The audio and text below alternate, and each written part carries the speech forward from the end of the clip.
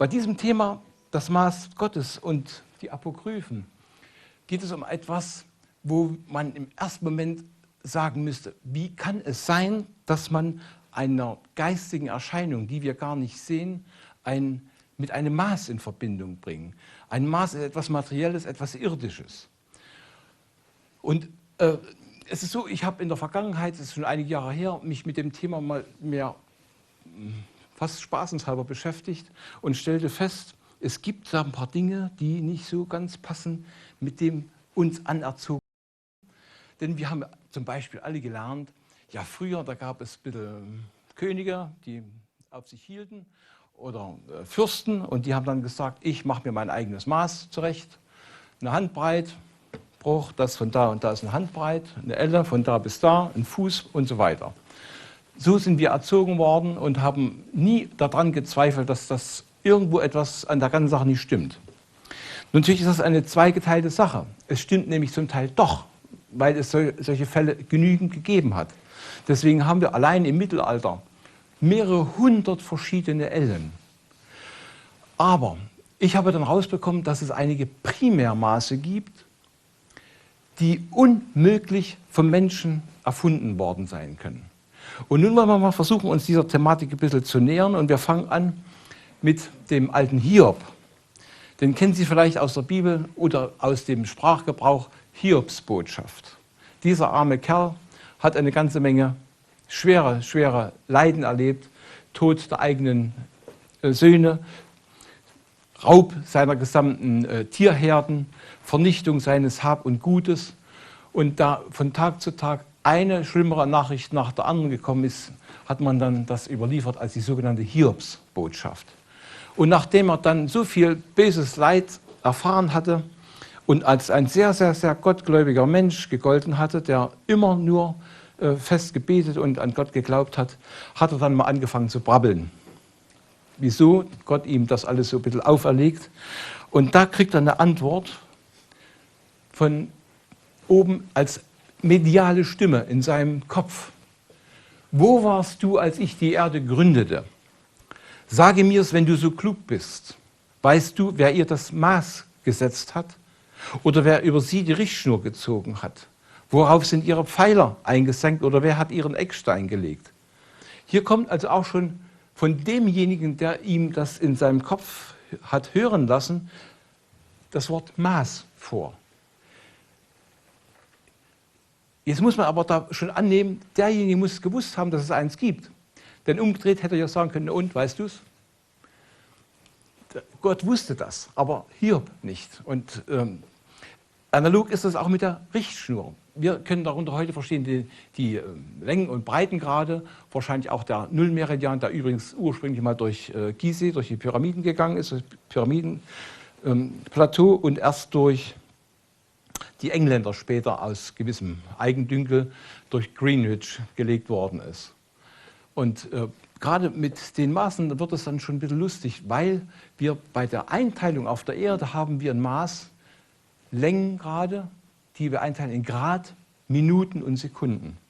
Ja, aber Minuten und Sekunden ist doch eigentlich eine Zeiteinteilung. Wieso haben die auf der Erde genommen Minuten und Sekunden? Es ist erstaunlich, dass so sich etwas eingebürgert hat, ohne dass wir uns den Kopf darüber machen. Und wenn man genauer ein bisschen nachbohrt, stellt man einmal fest, das ganze System mit Grad, Minuten und Sekunden ist tausende Jahre alt und stammt aus dem Sumerischen Reich. Die haben das zuallererst, zumindest schriftlich, nachweislich formuliert. Und wir haben das heute übernommen in unserer Urzeit. Und wenn wir heute uns verständigen, wann kommst du, dann sagen wir nicht, dass nach einer dezimalen Zeit, du kommst mal 12,81 Uhr. Da kann kein Mensch was anfangen, weil das 12 Uhr 48 Minuten, 36 Sekunden wäre. Wir haben das gelernt mit Minuten und Sekunden.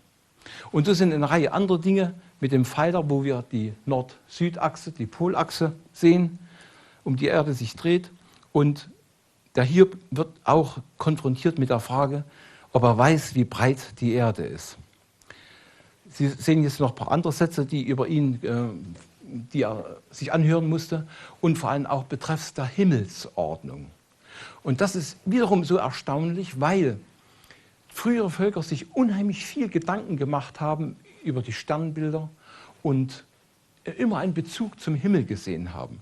Es gibt da diese, ich sage es mal bewusst, einfältige Theorie, die haben sich deswegen damit beschäftigt, um dann ableiten zu können, wann Frühling ist, wann Erntetermin ist oder wenn Saattermin ist. Das brauchen wir heute auch nicht, weil wir das machen, wenn das Wetter entsprechend ist. Und man muss nicht auf die Sekunde genau wissen, wenn der Stern an dem Punkt ist, dann kann ich mein Saatgetreide in den Erdboden bringen. Das ist einfach eine Theorie, die Archäologen aufgestellt haben, aber die mit der Realität nichts zu tun haben. Ein anderer Theoretiker, Kirchenvertreter, Augustinus, diese Literatur ist nur in dieser Apokryphenliteratur zu lesen. Das sind diejenigen Bücher, die nicht offiziell in die Bibel aufgenommen worden sind, aber den größten Teil darstellen. Von der Bibel sind bekannt, das kann man in so ein Band fassen, aber was dann noch kommt, es sind Zehntausende von Seiten. Und dieser Augustinus hat unter anderem formuliert, dass von dem wahren Gott jede Norm, jede Form, jede Ordnung abstammt, auch Maß, Zahl und Gewicht. Und da haben wir schon wieder so eine Bemerkung, nicht irgendein König hat Maß, Zahl, Gewicht festgelegt. Das kam alles ein bisschen später. Irgendwo gab es diese sogenannten Primärmaße. Und wir machen nochmal einen deutlicheren Sprung zu Pythagoras. Aristoteles war der Auffassung, nach seiner Meinung, dass sich die Pythagoreer zu sehr auf die Mathematik konzentriert haben. Das ist durchaus richtig, aber auch nur als Teilwahrheit, denn Pythagoras war auch ein Philosoph und hat viele Dinge im geistigen Bereich gesehen und nicht nur in der reinen Harmonielehre. Von ihm gibt es verschiedene Aussagen und eine der wichtigen ist, dass für ihn nicht der Stoff das Wesentliche ist, sondern das Zahlverhältnis. Da muss ich allerdings protestieren. Da muss ich deutlich protestieren. Denn wenn ich irgendwelche Gegenstände habe, dann ist nicht für mich alleine entscheidend, ob da, sagen wir mal, bildhaft 2 Flaschen Rotwein und 3 Flaschen Weißwein stehen, sondern entscheidend, was da drin ist. Und kosmisch gesehen kann es also nicht nur darauf ankommen, irgendwo eine Zahl alleine zu betrachten oder eine Zahlproportion, sondern man muss auch sehen, was noch dahinter steht. Das ist eine ganz interessante Geschichte, die wir heute noch nicht komplett lüften können. Aber bemerkenswert ist, dass Pythagoras der Auffassung war, die Zahlen, das ganze System, das muss schon so alt sein, dass es schon lange vor dem Menschen existiert hat. Und Sie werden es nicht glauben, ich gebe dem in der Stelle vollkommen recht.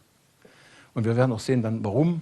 Und sein berühmter Satz, alles ist Zahl, ist zwar eine absolutierte Meinung, aber es ist wenigstens eine Teilwahrheit darin verborgen.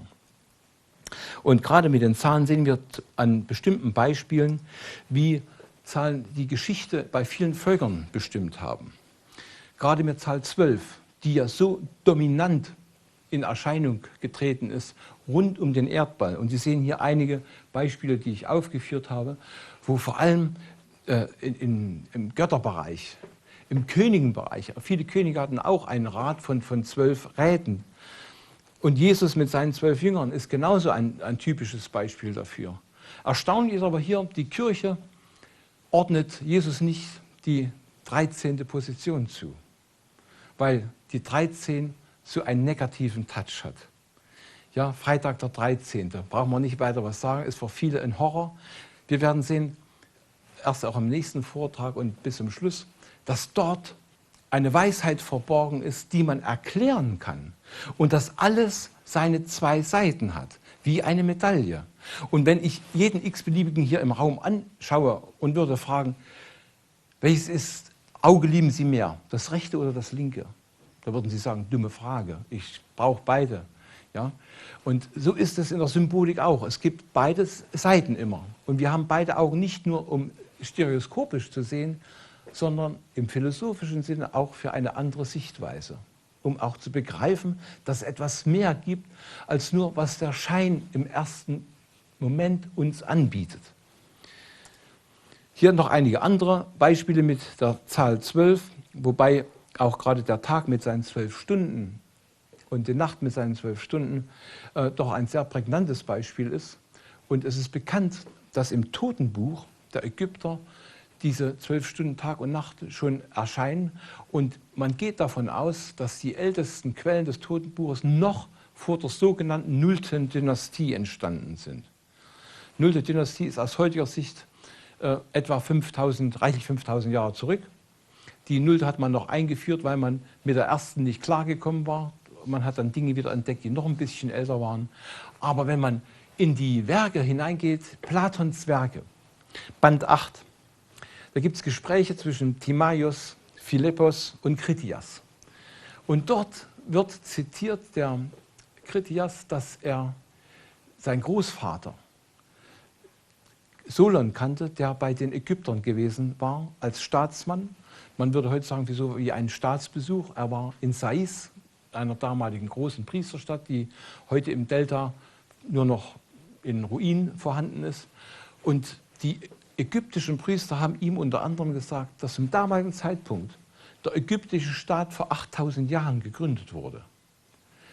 Das ist aber etwas, was die Ägyptologen nicht gerne mögen, nicht hören wollen. Das hat aber auch etwas mit der arabischen Philosophie zu tun, denn nach Allah ist der Mensch vor 6000 Jahren entstanden. Wie kann dann also etwas anderes noch älter sein?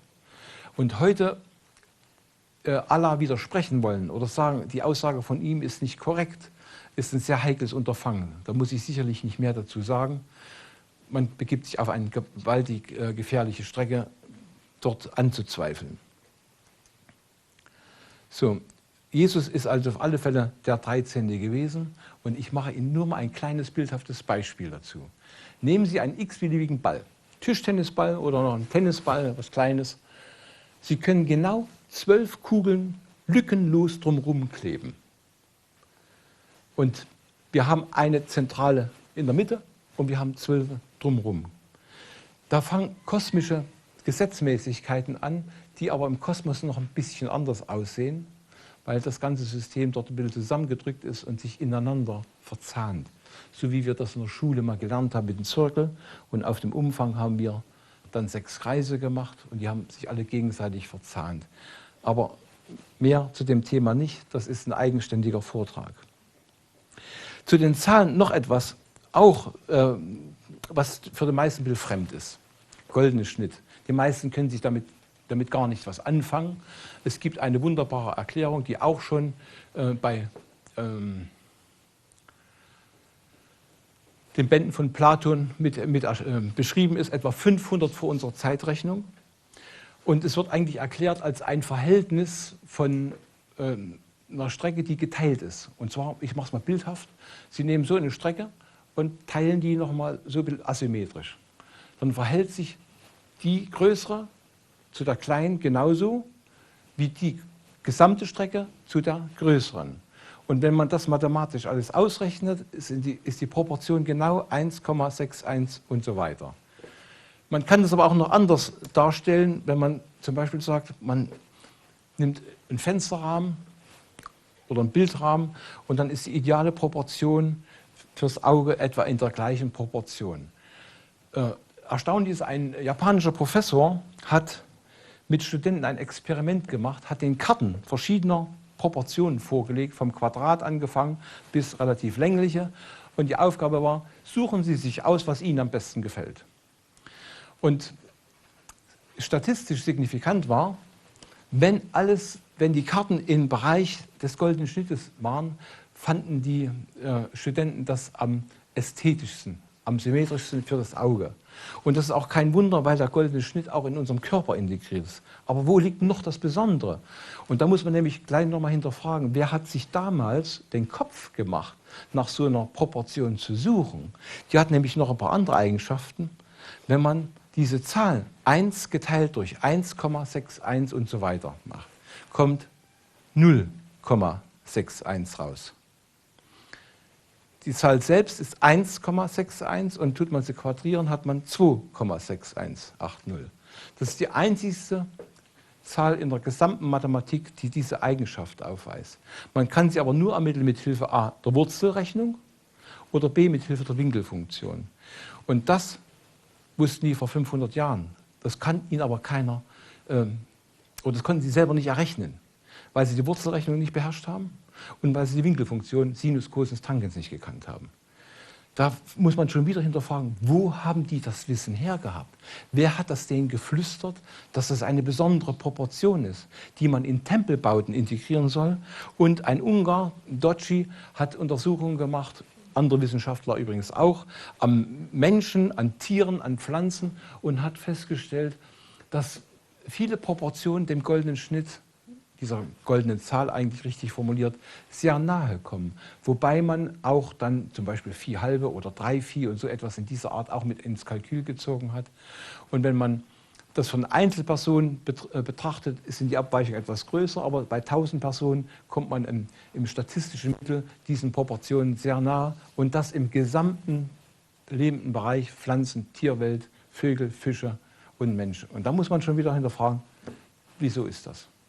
Wer hat uns den goldenen Schnitt in den Körper mit hineingelegt, bis in die Zellen einer Pflanze? Wir machen nochmal einen Sprung zurück in die Apokryphen. Jetzt wird es nämlich in einer anderen Richtung etwas konkreter werden. Da steht, die Arche ward durch die große Gewalt des Wassers von der Erde aufgehoben. Da ertranken alle Menschen, ebenso die wilden Tiere und Vieh und Gewürm, überhaupt alles, was auf der Erde war. Und das Wasser der Sintflut stieg über alle Gipfel der hohen Berge 25 Ellen. Jetzt sieht man das nicht ganz. Hinter Ellen habe ich noch keinen Punkt gemacht, weil der Satz noch nicht zu Ende ist. Und der Satz geht so weiter, nach dem Maß des Geistes. Jetzt muss man sich mal überlegen, in einer Literaturquelle steht drin, dass es ein Maß gegeben hat, was Elle hieß, und dass es nach dem Maß des Geistes festgelegt worden ist. Nicht nach Noah, der vielleicht da diese Arche Noah da gebaut hat, diese Arche, sondern nach dem Maß des Geistes. Und jetzt machen wir mal so ein kleines Gedankenexperiment. Wir stellen uns vor dem Urknall, oder es gab noch keine Materie, es ist alles noch wüst und leer im Universum und es gibt tatsächlich einen Gott. Stellen wir uns das mal hypothetisch vor. Wenn der etwas planen wollte, konnte er nicht sagen, okay, nehmen wir mal eine Strecke von da bis da. Hätte er ja einen materiellen Maßstab benötigt. Geht nicht. Er hatte also rein theoretisch nur die Möglichkeit, eine geistige Proportion, irgendwas geistig zu entwickeln und das als eine Grundlage zu nehmen. Und da kommt man der ganzen Sache schon ein bisschen näher. Bei dem Bau des Tempels, des Salomonischen Tempels, kann man in der Bibel im Alten Testament nachlesen, wurde beschrieben, dieser Tempel mit diesen angegebenen Maßen. Er wird nochmal beschrieben als prophetischer Tempel. Komme ich danach nochmal drauf zurück. Ändert sich nicht viel an der ganzen Sache. Und ich habe es hier nur mal abstrahiert. Das heißt, eine Vorhalle mit 40 Ellen, 20 breit, 30 hoch und hinten der hochheilige Bereich 20 mal 20 mal 20 und da gab es eine untergehängte Decke. Und ohne die untergehängte Decke war das Ganze 36.000 Kubikellen groß. Und die Wandfläche der Vorhalle, die war 3.600 Quadratellen. Das ist schon erstmal was Ungewöhnliches, weil wir diese Zahl 36, 360, 3.600 ja kennen. Einmal vom Kreis mit der Einteilung und die 3.600 als Sekunden einer Stunde.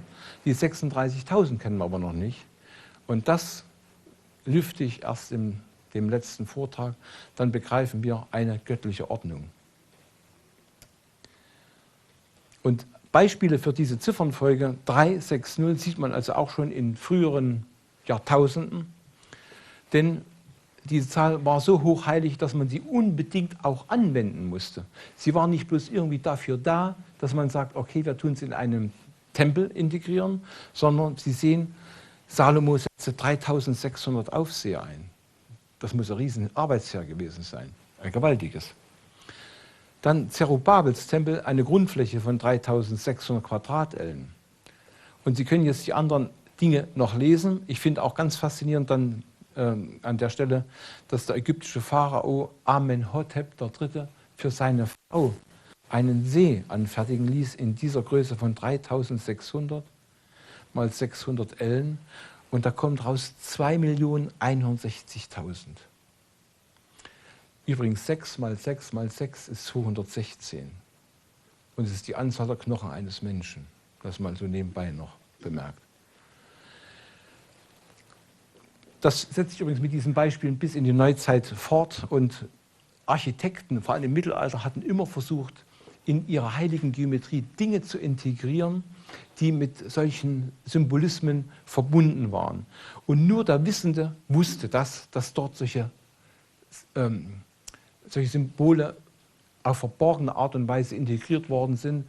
Und es war im Geheimwissen. Der Normalbürger ging da vorbei oder ging hin, konnte dem nichts abgewinnen, weil er sich nicht damit beschäftigt hat oder nicht in dieses Wissen eingeweiht gewesen ist.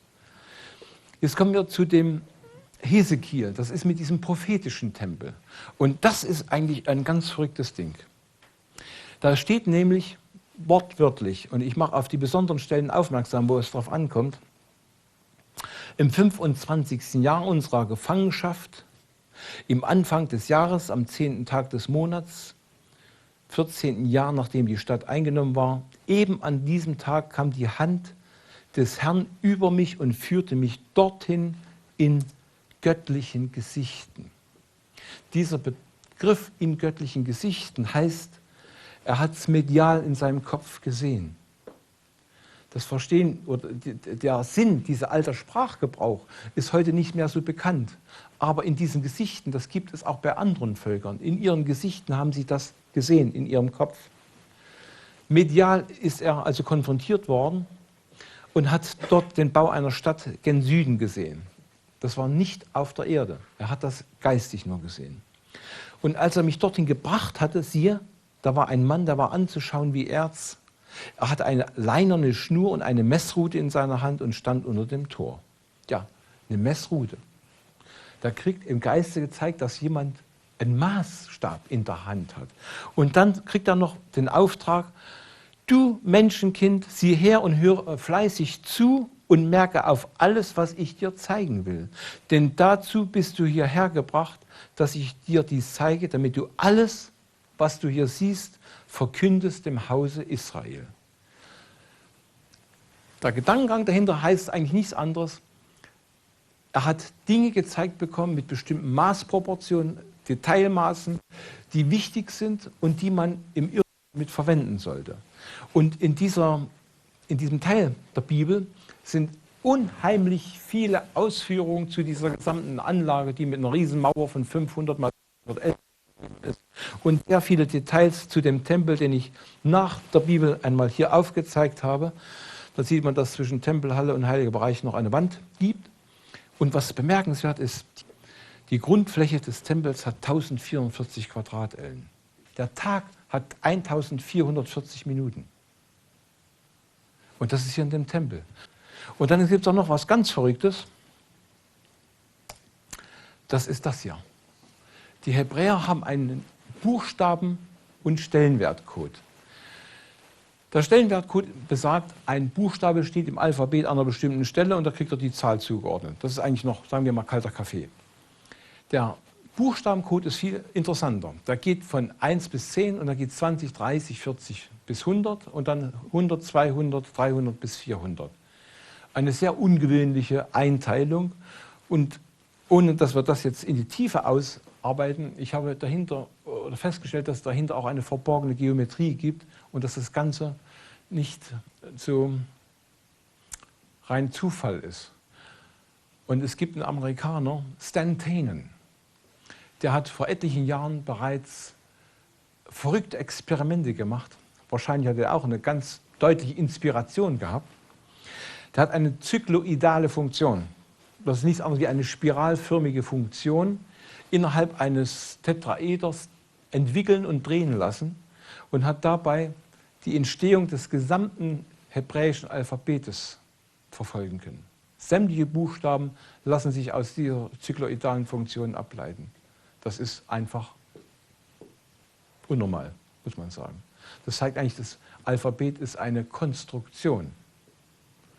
Und dieser Buchstabencode führt zu Oder anders erstmal, Adam wird im Hebräischen ohne dem zweiten A geschrieben, als stummes A. Das erste A vorhanden, A, D, M. A hat im Buchstabencode die 1, das Mem, das D, Dalet die 4, die 40.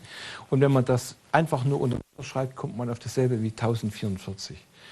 Und in der Mythologie hat die 144 und die 1044 immer etwas mit Meisterschaft zu tun. Und wir werden auch sehen, dass bei dieser verborgenen Ordnung der Schöpfung das Erste, was entsteht, ein Schwingungsmuster ist. Und hinter diesem Schwingungsmuster verborgen ist eine Gradzahl-Durchdrehung, die mit 1044 exakt stimmt. Also wir haben etwas mit einer Zahl, die Uranfänge hat, da gab es lange keinen Menschen. Deswegen ist auch die Uhrzeit, wie wir sie haben, die Einteilung, die stammt nicht vom Menschen. So, dann ist bei dem Buch der König auch noch etwas Interessantes. Es wird dort formuliert, dass der König vor dem Tempel 2 Säulen hat anfertigen lassen. Aus jede 18 Ellen hoch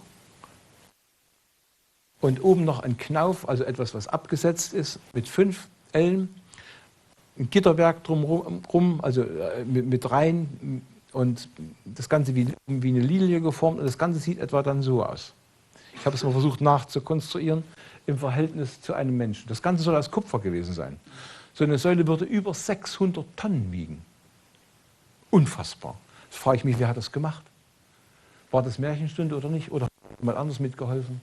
Und diese Größe, das sind entsprechend etwa 14,6 Meter. Das ist ziemlich viel. Und solche Säulen kennen wir aus Ägypten. Ja? In Ägypten haben wir im Luxor-Tempel, aber auch in anderen Tempelanlagen Säulen, die ähnlich um einen Knauf drauf haben. Und hier sagt man ja, das sind zusammengebundene Lotusbündel. Das halte ich für eine absolute Fehlinterpretation. Hier geht es um was ganz anderes. Und vor allem, weil die Ägypter hatten sehr viel, wenn man in die Mythologie hineingeht, auch mit der Fruchtbarkeit zu tun, mit der Schöpfung.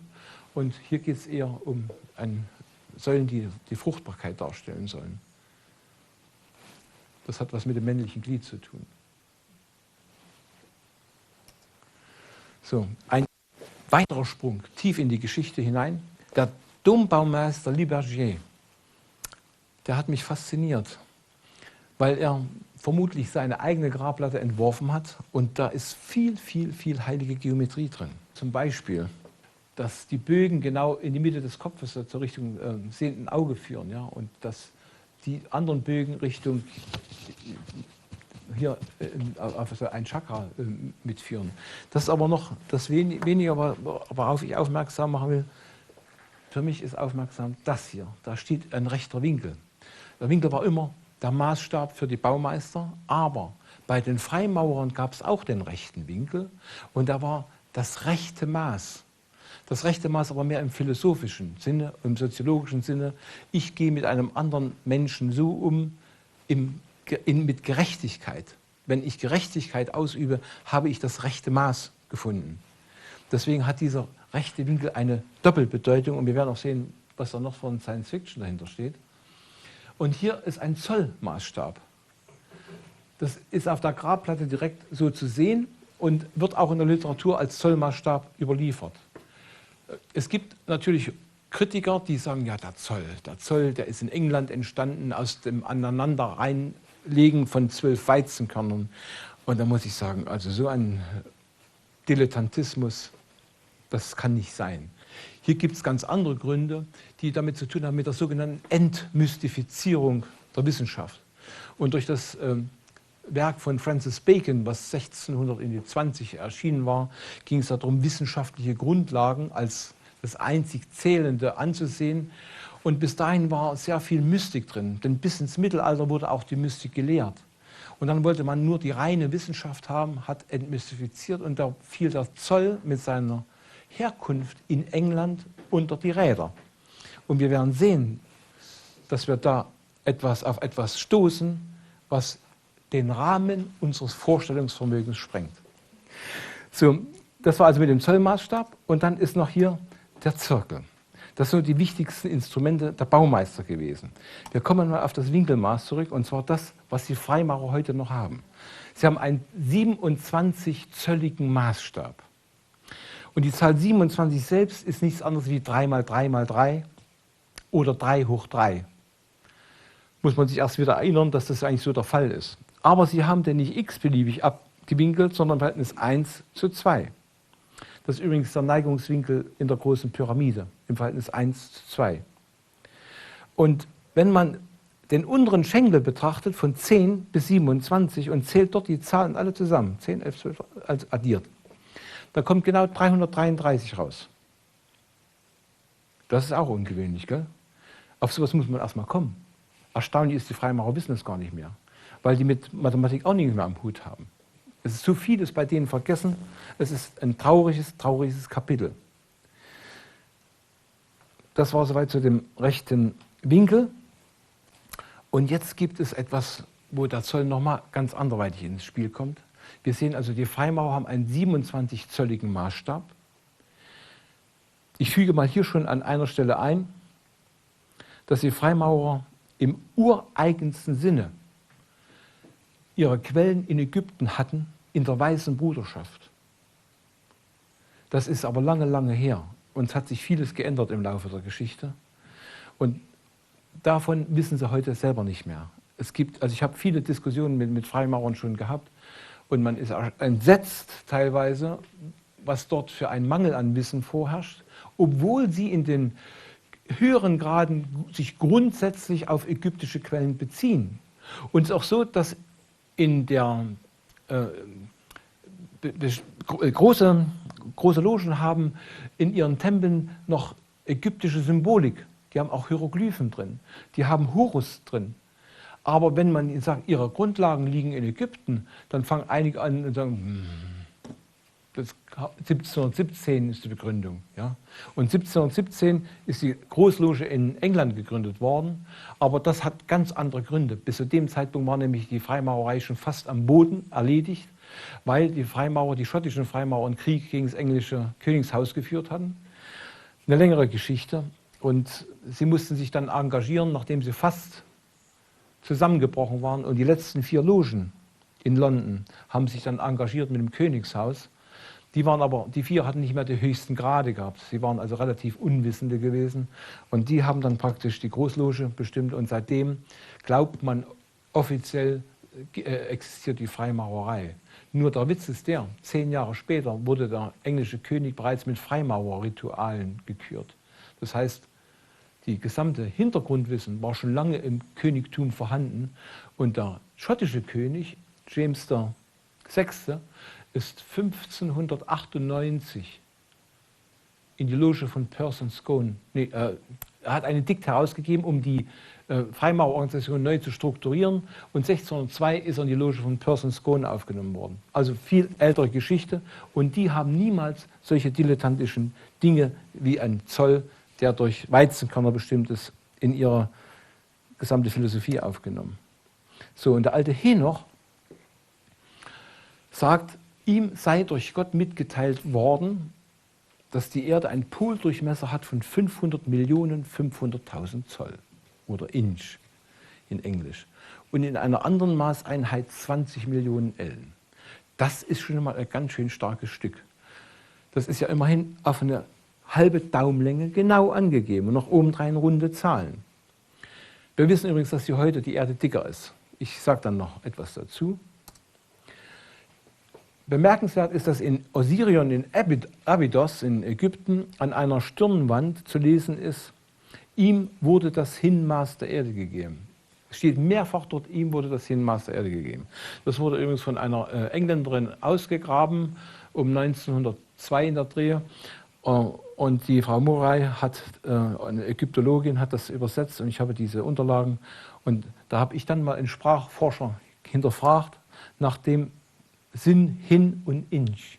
Gibt es da eine Wortverwandtschaft?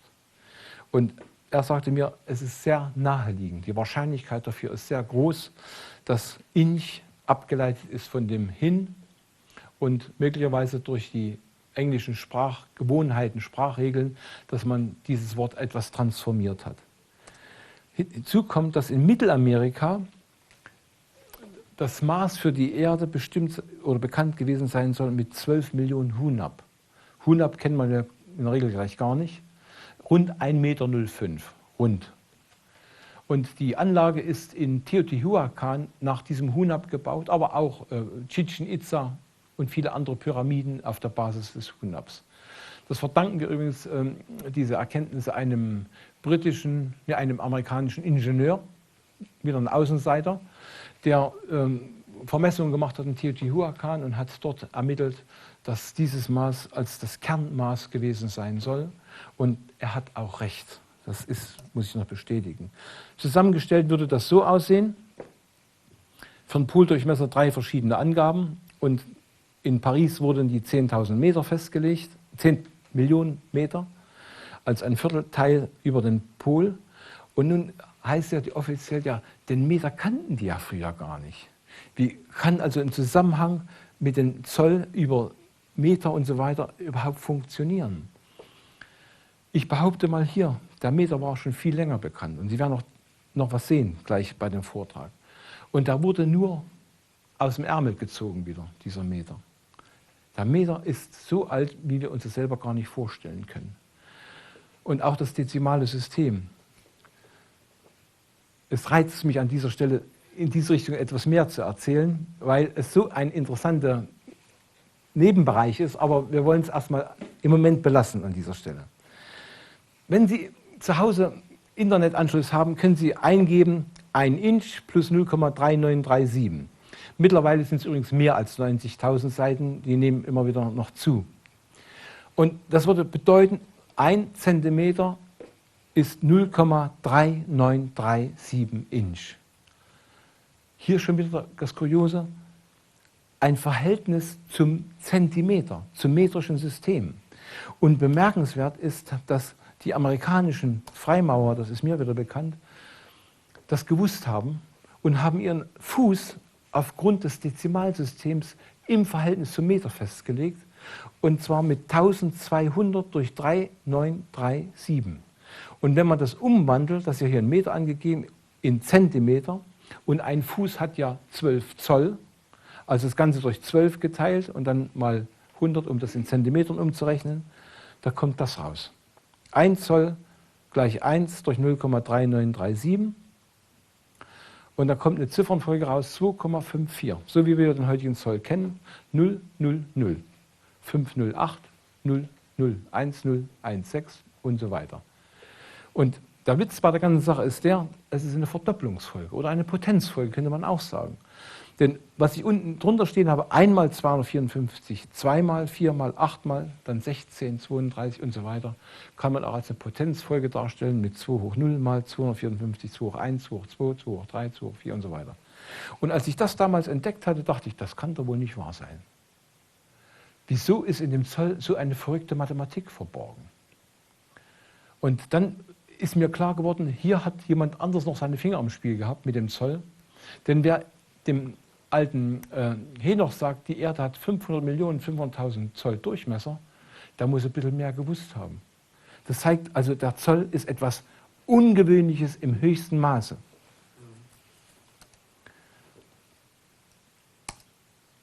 Ich bringe das jetzt noch einmal kurz aus folgendem Grund, um eine Gegenüberstellung zu machen. Die sakrale Elle wurde in Amerika mit 25 Zoll festgelegt. Die Amerikaner, alte Quellen, bei den Engländern, alte Quellen besagen aber noch 25,025 Zoll.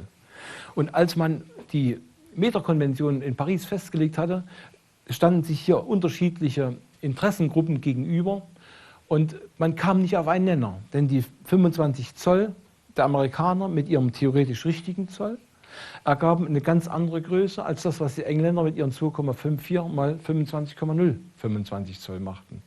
Und es wurde abgetan, reiner Zufall, Spekulation, stecken wir einen Skat weg, vergessen wir es einfach. Und die 25,025 Zoll haben aber ihre Berechtigung. Und wenn man diese sakrale Elle ausrechnet, haben wir wieder eine doppelte Verdopplungsfolge drin. Und wir sehen, sie fängt mit der Hälfte von 127 an, 63,5, 63,5. Und die 5 wird dann schon überlagert von der 1, der 127. Und dann geht das immer als eine doppelte Verdopplungsfolge weiter, die einmal Plus und einmal Minus bedeutet. Und hier ist erkennbar, dass in diesem Maß schon geistige Dinge verborgen sind.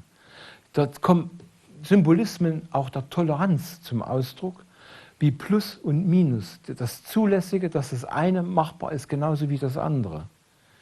Das Gute wie das Böse.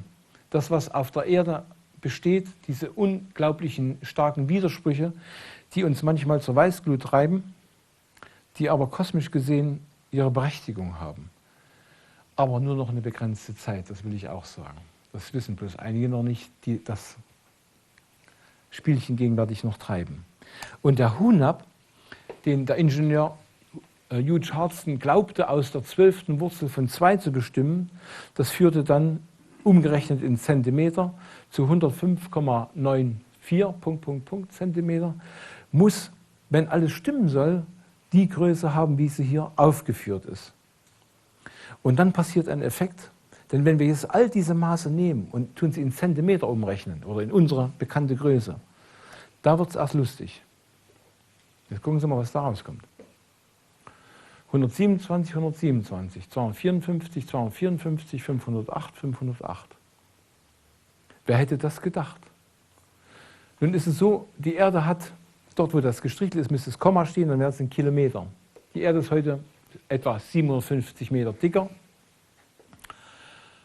Lustigerweise muss ich sagen an dieser Stelle, ich weiß, warum ich dicker geworden bin. Bei der Erde weiß man es nicht so recht. Es gibt verschiedene Theorien, es gab schon Kongresse darüber. Die NASA ist der Auffassung, dass die Erde im Jahr im Durchschnitt 3 bis 5 Zentimeter an Durchmesser zunimmt. Folglich muss man erstmal hypothetisch annehmen, die Erde war mal dünner. Ja? So wie wir beide, wir waren immer dünner. Gell? Und dann sind hier Symbolismen drin enthalten, die uns eigentlich so fremdartig erscheinen. Wir kommen hier mit Dingen, mit Zahlen, wo der Pythagoras sagte, alles ist Zahl. Wir kommen mit solchen Dingen in Verbindung und wissen im Moment gar nicht, was wir damit richtig anfangen sollen. Und jetzt will ich mal das mit dem alten Geheimwissen der Ägypter übersetzen. Die 500.500.000 Zoll, da kommt jetzt zweimal die 5 vor. Und das auch doppelt, wieder mit Plus und Minus. 5 kennen wir aus dem Pentagramm, wir kennen die auch aus der Zeichnung von Leonardo da Vinci, wo er die Erkenntnisse von Vitruv, einem römischen Architekten, in Bild umgesetzt hat, wo er in diesem Pentagramm drin oder Fünfeck drin steht. Und es wird immer mit dem Menschen in Verbindung gebracht. Das ist aber nicht ganz korrekt, das ist zu wenig. Die 5 hat etwas mehr zu tun, es hat etwas mit Bewusstsein und mit Vervollkommnung des Bewusstseins zu tun, dann, wenn noch ein paar Nullen dazu stehen. Jede Null, die hier hinzukommt, ist wie auf der Geldnote. 100 Euro sind mehr wert als 10 Euro, obwohl die Null normalerweise nichts taugt. Ja? Aber sie hat ein Potenzial. Sie kann etwas erhöhen. Und so ist es mit diesem Maß 500.500.000 Zoll. Hier ist verborgen, der Mensch lebt auf der Erde, um sich geistig zu vervollkommnen. Er lebt auf dieser Erde und hat diese Möglichkeiten, sich sowohl so wie auch so zu vervollkommnen. Guten wie im Schlechten. Da sind die Prinzipien von Licht und Schatten mit verborgen.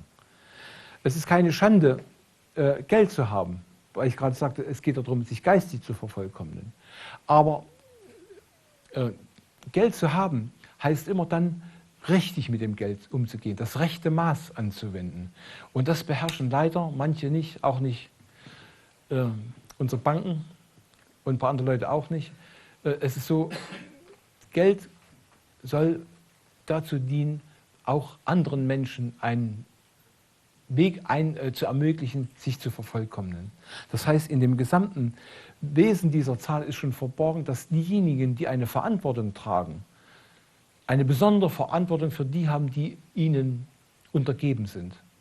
Sie müssten dazu beitragen, dass die sich geistig vervollkommen können. Und wir sehen aber aktuell, wie weit wir davon entfernt sind. Die 20 Millionen sakrale Ellen, muss ich erst was zu 2 sagen. Gesetzter Fall. Sie werden alleine im Urwald groß. Nur theoretisch, hypothetisch. Kein Mensch in der Nähe. Alles, was Sie machen, ist richtig. Warum? Es dient ihrem Überleben, egal ob sie da Mist machen oder nicht Mist machen, ob sie das Tier töten, ist alles richtig für sie. Kommt der zweite hinzu, sieht das schon wieder anders aus. Dann geht es schon los. Hast du toll gemacht? Warum machst du das gerade so? Hättest du doch viel besser machen können?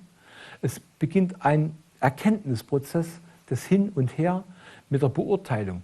Die zwei hat immer etwas zu tun, auf einem Erkenntnisweg zu gehen. Deswegen haben wir in der Cheops-Pyramide auch einen 2 Königsellen breiten, aufsteigenden Gang.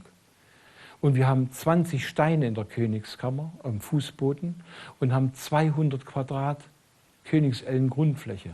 2, 20, 200. Ein Erkenntnisprozess, der stufenweise an Potenzial gewinnt und immer weiter zunimmt. Also wir leben auf der Erde, um geistig wach zu werden, um Dinge zu erkennen, zu begreifen und hier vor allem um zu erkennen, dass alles aus ein und derselben Quelle stammt. Und die 12 Millionen Hunab, ganz interessant wieder, wer sich mal so ein bisschen mit Tarot beschäftigt hat, wo ich mich oft genug darüber ärgere, muss ich auch sagen, weil vieles so simplifiziert ist, dass man sich halt nur ärgern kann. Und die 12 wird immer mit dem Gehängten in Verbindung gebracht. Also muss es was ganz Böses sein. Und da hängt einer mit dem Fuß an wie so eine Galgen oben dran, hat einen Fuß noch im rechten Winkel. Da sieht man schon, da kommt eine ganz andere Symbolik hinein. Und er guckt nach unten. Und der Symbolismus ist ein ganz anderer. Der bedeutet, der Mensch soll begreifen, dass das, was er bisher, wenn er gelaufen ist, im Oben gesehen hat, dieselben Prinzipien gelten, wenn er da nach unten guckt. Wie oben, so unten. Wie im Großen, so im Kleinen. Und demzufolge sind die 12 Millionen Hunab etwas ganz anderes. Die Erde ist ein kleiner, holographischer Abdruck im Universum, wo die gleichen Gesetze gelten, wie oben, so unten, wie im Großen, so im Kleinen. So, jetzt haben wir noch die 127 offen. Da machen wir mal einen Blick erstmal hierher und sehen, dass wir 2 Stufenpyramiden haben und mich mit einem Ägyptologen, Ashraf Mohaeddin. Und das Bemerkenswerte ist das hier. Mir wurde einmal beigebracht, dass die Zahl 127 aus dem alten Geheimwissen der Ägypter stammt. Dort bekannt war, aber nur, sagen wir, mündlich weitergegeben worden, ist nicht schriftlich. Und sie war eine sogenannte Stufe. Sie bedeutete so viel wie von einem Ebene aus, wo man Fähigkeiten, Fertigkeiten als eine Grundbasis besitzt, in einer Ausbildungsetappe hinzugewinnen, komplexe Fähigkeiten, Fertigkeiten, Wissen und so weiter.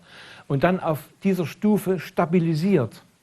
Es ist nichts anderes wie das Prinzip, was wir in der Schule haben. Große Ferien, Pauken, große Ferien. Aber der Oberstrich sollte eigentlich dazu dienen, das Wissen zu integrieren, zu stabilisieren. Unsere Schüler vergessen aber leider vieles nach den großen Ferien und haben den ganzen Sinn noch nicht ganz verstanden. Es ist also eine Stufe, wo es darum geht, auf ein höheres Level zu kommen. Immer auf ein höheres Level. Und deswegen waren diese Pyramiden, die Stufenpyramiden, nicht welche für Tote. Dass man das später mitunter dafür verwendet hat, steht auf einem ganz anderen Blatt Papier. Aber es geht um den primären Zweck. Und Teotihuacan, beziehungsweise jetzt hier Chichen Itza, diese Pyramiden haben so viel Symbolismus, gerade diese, die ich eben gezeigt habe, die hier, die linke, ist bildlich gesprochen die Reinkarnation der Zahl 13. Dort sind so viele Dinge verborgen und da kommen wir aber in dem Vortrag, der Mexiko betrifft, darauf nochmal zu sprechen. Hatte also auch etwas mit Initiation zu tun. So, jetzt kommen wir zu etwas, nochmal mit Pythagoras, alles ist Zahl. In diesem Pentagramm, dort wo Leonardo da Vinci den Menschen eingezeichnet hat, kann man natürlich von der Mitte aus den oberen Bogen ziehen und den unteren Bogen ziehen. Der obere ergibt logischerweise 2 mal 72 gleich 144 Grad, der untere 216 Grad. Und Sie werden es kaum glauben. In Mexiko hat die Mondpyramide eine Länge von 144 Hunab und die Sonnenpyramide, die kurz daneben steht, eine Länge von 216 Hunab. Ist erstmal schon ungewöhnlich.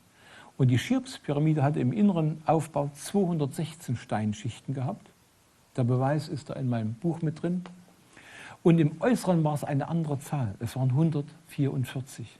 Zusammen 360.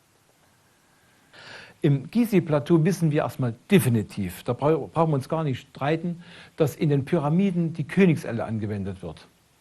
Nun ist aber das Verrückte, dass das Gizeh-Plateau nicht nur die Königselle enthält und dass dort alle diese kosmischen Maße verborgen sind, vom Zentimeter angefangen, Königselle, sakrale Elle, Zoll und Hunab. Und ich mache heute nur einen kurzen Vorgriff dazu, zu dem nächsten Vortrag. Und da werden Sie Folgendes sehen. Rechts, schauen Sie mal rechts hin. Denn die Nord-Süd-Ausdehnung im Gizeh-Plateau beträgt 1440 sakrale Ellen. Und hier muss ich sagen, die Pyramiden sind ein klein wenig gedreht. Alle ein Stückchen gedreht. Das hat A, etwas mit Energie zu tun und B, die Achsmaße, die da in dieser direkten Richtung bestehen, würden nicht das gesamte System sichern. Es musste ein Stück gedreht werden, weil dann der Abstand vom Mittelpunkt des Pyramidions zur oberen Spitze genau einen bestimmten Sollwert ergeben musste. Und da haben wir das mit den 1044, die 864, wenn man die mal 100 nehmen würde, haben wir die Sekunden eines Tages. Und die letzte Zahl 36.036 Zoll kennen wir schon. Man könnte auch sagen 63.360 Zehntel Zoll. Und jetzt spielt aber noch der Sphinx eine Rolle. Mache ich auch noch einen kleinen Vorgriff. Der Sphinx teilt das Ganze mal ist 2:3. Und dann passieren noch mal ein paar ganz verrückte Sachen. Dann ist der untere Abschnitt 576 sakrale Ellen. Das ist eine kosmische Rasterzahl. Die kann ich erst mit dem 6. Vortrag erklären, was das für eine ungewöhnliche Konsequenz im Kosmos hat. Das ist, man könnte sagen, der Auslösefaktor für den Urknall. Und dann kann man das umrechnen in Zoll und dann sind das 144.144 Zehntel Zoll und oben sind 216.216 Zehntel Zoll. Das ist doch schon mal was ganz ungewöhnliches. Das, was wir eigentlich mit dem Pentagramm haben, 144 und 216, haben wir hier in der doppelten Form, woraus auch wieder hervorgeht, derjenige, der hier Einweihung erhalten hat, hatte immer die Möglichkeit, das sowohl so wie auch so anzuwenden. Daher kennen wir auch die Begriffe weiße Magie, schwarze Magie und viele andere Dinge auch. Und die beiden anderen Zahlen, die sich ableiten aus der Grundfläche von diesen Rechtecken, 204, 1204, 306, 306. Dort ist verborgen die Ausdehnung des Gizeh-Plateaus in der Höhe. Der höchste Punkt an der Chephren-Pyramide am Pyramidion war bei 306 sakrale Ellen. Der tiefste Punkt unter der Erde, bezogen auf den Taltempel, bei 204 sakrale Ellen und rund 130 Meter. Und da das weit unter Wasser steht, ist es einleuchtend, dass das schon lange her sein muss, wo das mal gemacht worden ist. Hier habe ich jetzt nur geringfügige Dinge angesprochen. In dem Vortrag wird es Zusammenhänge geben, wo ich selber immer zu meiner Frau sage, wenn ich was Besonderes rausbekomme, habe ich gesagt, Frau, hol mir eine Flasche Wein hoch, ich habe wieder was ganz Tolles rausbekommen. Es sind zu viele faszinierende Dinge da drin verborgen und man kann sich eigentlich auch nur freuen, dass es sowas gibt und dass wir vor allem in der heutigen Zeit wieder im Kopf freigeschaltet werden und diese Dinge wieder erfahren dürfen. Dass wir wieder Zugang haben zu diesem Wissen. So, jetzt habe ich zu der Königselle auch noch nicht allzu viel gesagt. Die Königselle 52,36 cm plus minus, so wird es gestritten darüber. Manche sagen ja Pi Sechstel. Das sage ich, kann nicht stimmen. Das Erstaunliche ist, jetzt zeige ich Ihnen mal was. Wenn man den Meter voraussetzt, genauso wie wir ihn heute kennen, dann wäre ein Maßstab, der unten drunter angelegt wäre, eine Elle, die man jetzt aus Ägypten übernimmt, 52,36 cm. Hätten wir den Meter anders festgelegt, ein Bild kürzer oder ein Bild länger, würde natürlich auch der Bezugsmaßstab zu der Königselle geändert werden. Und jetzt gibt es auch ein paar Effekte mit der Königselle, wo ich auch wieder sage, super. Alle Zahlen, die vor und nach dem Komma den gleichen Zahlenwert haben. Wenn man die mit dieser Länge der Königselle multipliziert, gibt es eine scheinbar unbedeutende Größenordnung, aber das Ganze entpuppt sich erst dann, wenn man die Ziffern vor dem Komma und nach dem Komma addiert. Und dann sehen Sie, da kommen überall Zahlen raus, die gleich aussehen. Und das sind die Heiligen oder die Highlights bei 33,33 Königsellen führen zu 3, 3, 3, 3. Da bei 66,66 ist es 6, 6, 6, 6 und 99,99 zu 9, 9, 9. Hier muss man schon sagen, ein ungewöhnlicher Effekt. Ein sehr, sehr ungewöhnlicher. Jetzt könnte man sagen, rein theoretisch zufälliger, naja, gut, Zufall. Ich habe aber nicht gut gerechnet, das können Sie selber nachrechnen, das stimmt so. Und es gibt noch einen zweiten Effekt. Wenn man alle Zahlen, die durch 1,3 oder 13 Zehntel verwendet, dann und rechnet die in Zentimeter um, kommt immer vor und nach dem Komma die gleiche Zahl raus. Sie sehen, gell? Und das eine habe ich fett markiert, 5,2 Königsellen. 272,272 Zentimeter. Eine wunderschöne Zahl. Das ist die Länge des hochheiligen Abschnittes in der Königskammer. Wenn man diese 20 Königsellen Länge teilt, und zwar Pyramidion, Lot runterfallen lassen und Nord-Süd-Achse reinpendeln, wird die Kammer im Verhältnis 13 zu 37 geteilt. Wieder die 13 noch eine Rolle. 37 hat übrigens etwas mit unserer durchschnittlichen Herztemperatur zu tun und bedeutet in der Mystik die geheimnisvolle Vereinigung der Seele mit Gott. Und dieser Bereich ist 5,2 Königsellen lang oder 272,272. Also diese ungewöhnliche Eigenschaft verdankt es praktisch nur der Tatsache, dass das Dezimalsystem angewendet wird und b, der Meter, so wie wir ihn heute kennen. Und da kommen wir an die Punkte, was sämtliches Wissen, was wir bisher kennen, über den Haufen wirft. Dann ist der Meter nämlich viel, viel älter. Und hier mache ich zu dem 6. Vortrag mal einen Vorgriff. Mir ist vor wenigen Jahren gelungen, eine Lösung, wenn man ein x-beliebiges Zahlensystem transformiert in eine Art Schwingungsmuster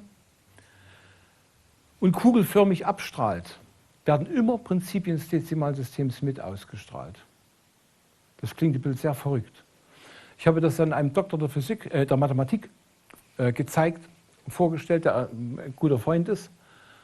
Er hat am Anfang mich ganz suffisant angelächelt und gesagt, das glaube ich da nicht. Dann habe ich ihm gezeigt, wie es funktioniert, und dann hat er nur so gemacht. Es funktioniert. Das heißt also, ich habe begriffen, das Dezimalsystem ist ein kosmisches Informationssystem, was in sämtlichen kosmischen höheren Schwingungsdimensionen, nicht toten geometrischen Dimensionen, in höheren Dimensionen seine Berechtigung hat. Und die anderen Zahlensysteme sind sowas wie heilige Zahlensysteme, die noch eine zusätzliche Bedeutung haben in der Untersetzung. Und das werden wir noch gemeinsam, für diejenigen, die es interessiert, nachfolgend erkunden. Hier bringe ich noch etwas zur Königskammer, und zwar die Wände. Das hat Piazzi Smith, diese Zeichnung, angefertigt. Das hier ist ein gebrochener Stein, das ist einer hier, das will ich am Rande bemerken, nur für den Fall, dass jemand ganz schnell nachzählt. West- und Ostwand, die beiden gegenüberliegenden schmalen Seiten, haben je 18 Steine. 18 plus 18 ist 36 oder 6 mal 6. Nordwand hat 27 Steine, 3 mal 3 mal 3. Und Südwand 37. Das, was mit unserer durchschnittlichen Herztemperatur in Verbindung steht. 27 und 37, können Sie inzwischen mal kurz im Kopf schon ein bisschen jonglieren, ist 8 mal 8 gleich 64. Das heißt, wenn wir das Ganze mal jetzt so zusammenfassen, dann sehen wir Folgendes. Daraus folgt. Wir machen es ein bisschen spannend. 6 ins Quadrat plus 8 ins Quadrat ist 10 ins Quadrat. Und für diejenigen, die mit der Mathematik noch ein bisschen besser noch zu Fuße sind, wenn man jetzt das umwandelt. Die 4 rauszieht, dann kann man 4 mal 3 ins Quadrat plus 4 ins Quadrat plus 5 ins Quadrat gleich 100 sagen. Und dieser Satz ist der Satz des berühmten Pythagoras. Pythagoras hat den Satz also aus Ägypten mitgebracht und nicht selber gelernt. Viele wissen gar nicht, dass er 22 Jahre in Ägypten studiert hat und in die Mysterien eingeweiht worden ist. Er hat sein ganzes Wissen von dort mitgebracht. Und was selbst die Ägyptologen nicht wissen, das hat mich am meisten entsetzt. Ich hatte ja schon gesagt, dass ich mit Dr. Osman gemeinsam diese Reise in Ägypten leite. Und ich habe ihm gesagt, weißt du, der Neigungswinkel der Chefren-Pyramide, wie der bestimmt ist? Natürlich wusste er es nicht, obwohl er viele Jahre Ausgrabungsleiter dort war. 53,1 Grad wurde angegeben, aber mit noch Toleranz plus minus. Eine winzige Toleranz. Wenn man ein Dreieck macht, 3 zu 4 zu 5, da ist dieser Winkel 53,1301 Grad. Die Chefren-Pyramide ist nach dem Satz des Pythagoras errichtet worden. Das ist schon bemerkenswert. Gell? Und solche Dinge wissen die Ägyptologen nicht, weil sie in ihrer Ausbildung weder Mathematik noch Geometrie haben. Und wenn man denen sagt 53,13 Grad als Beispiel, ja, na, was soll das? Es ist null Bedeutung. Ja. 45 Grad würde schon besser klingen. Aber die 53,13 haben es halt in sich. Und hier muss man halt auch so eine Datenbank im Kopf haben, bei bestimmten Dingen gleich sehen, was da noch dahinter verborgen ist. Zum Schluss wollte ich also noch einmal erinnern an das, was der Gott medial dem Hiob gesagt hatte. Wo warst du, als ich die Erde gründete? Sage mir's, wenn du so klug bist. Weißt du, wer ihr das Maß gesetzt hat? Jetzt haben wir wenigstens verstanden mit dem Maß etwas, was ich versucht habe zu erklären. Und mit der Richtschnur, das hatte ich versucht mal anzudeuten, mit diesem Zahlensystem Grad, Minuten, Sekunden. Und die Himmelsordnung, die kommen erst dann in einem anderen Vortrag. Damit bin ich eigentlich an dem Punkt angelangt, wo das für heute zu sagen war, was zu sagen ist. Ich bedanke mich für Ihre konzentrierte Aufmerksamkeit und stehe jetzt natürlich auch zur Diskussion noch voll zur Verfügung.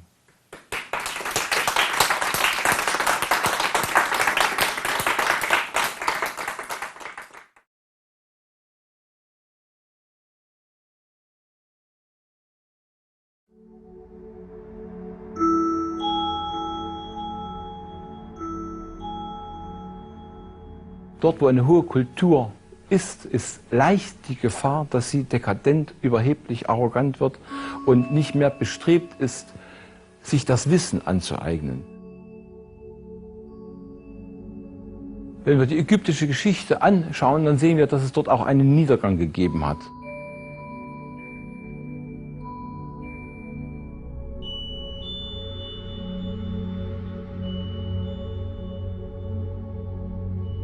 Wir verwenden heute das Dezimalsystem, geben Größen an in Meter und nehmen nicht den Bezug auf das ursprünglich verwendete Maßsystem. Ein amerikanischer Fuß, der aus 12 Zoll besteht, ist 1200 durch 3937 Meter lang. Würden wir jetzt diesen Fuß umrechnen in einen einzigen Zoll, müssen wir das durch 12 teilen und mal 100 nehmen, wenn wir es in Zentimeter umrechnen, und da kommt eigentlich eine Formel raus, 1 durch 0,3937. Und jetzt kommt eigentlich das Verrückteste an der ganzen Sache. Wenn man das ausrechnet, gibt es eine Ziffernfolge, die beginnt mit der Größe, die wir heute kennen als die Länge des Solls, 2,54 Zentimeter. Dann kommt 000, 508, 00, 1016 und so weiter. Wenn man das genauer analysiert, stellt man fest, da drin ist eine Verdopplungsfolge. Jede nachfolgende Zifferngruppe ist genau doppelt so groß wie die vorhergehende. Und da, wo ich das entdeckt hatte vor Jahren, war mir klar, mein Gott, das ist ja was ganz Ungewöhnliches. Wieso ist ein Zoll mit so einer ungewöhnlichen Mathematik behaftet, die uns regelrecht in Erstaunen versetzt? Der Zoll war bereits den alten Ägyptern bekannt. Wer die Erbauer der Pyramiden in Gizeh waren, ist keinesfalls abschließend geklärt. Doch eine genauere Betrachtung der verwendeten Planmaße offenbart eine geheimnisvolle, auf hohem Niveau stehende Mathematik.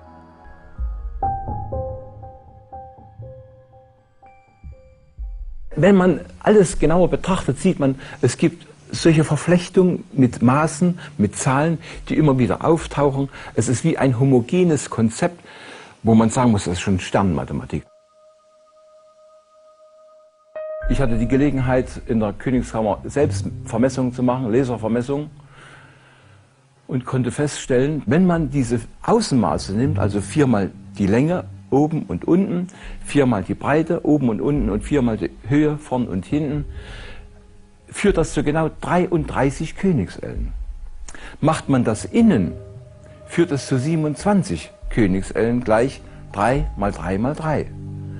Das Kurios ist an dieser Stelle, dass also außen 3 3 ist und innen 3 mal 3 mal 3.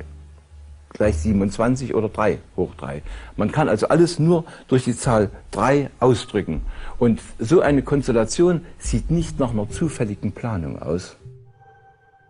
Aber das Ungewöhnlichste für mich selbst, das ist der Fußboden. Da sind noch Dinge verborgen, die äußerst ungewöhnlich sind. Das Gefälle im Fußboden, das ist etwas, was der Tourist überhaupt gar nicht mitbekommt. Denn das Gefälle ist so gering, dass es beim Laufen nicht bewusst wird. Die ersten 4 Steinreihen haben ein Gefälle von 1/276. Wenn man den Winkel dazu bestimmt, in dem System, wie wir das also in den Breitengraden kennen, Grad, Minuten, Sekunde, dann ist dieser Winkel 0 Grad, 12 Minuten, 27,33 Sekunden. Man wollte dort in dem Sarkophag Verbindung haben in höhere Ebenen, zu den Göttern, in höhere Schwingungsdimensionen. Und damit sehen wir auch, dass eigentlich ein ganz anderer Effekt in dieser Königskammer beabsichtigt war. Die Initiation, die Einweihung in die höchsten Mysterien.